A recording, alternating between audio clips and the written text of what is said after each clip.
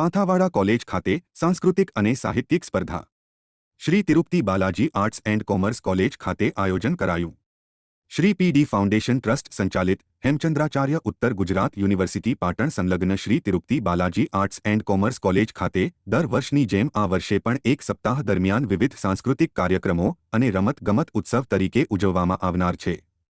પાંથાવાડાની વર્ષ 2015થી ઉચ્ચ શિક્ષણ ક્ષેત્રે સતત કાર્યરત શ્રી તિરુપતિ બાલાજી આર્ટ્સ અને કોમર્સ કોલેજમાં આજે 6 જાન્યુઆરીને ટ્રેડિશનલ ડે તરીકે ઉજવવામાં આવ્યો.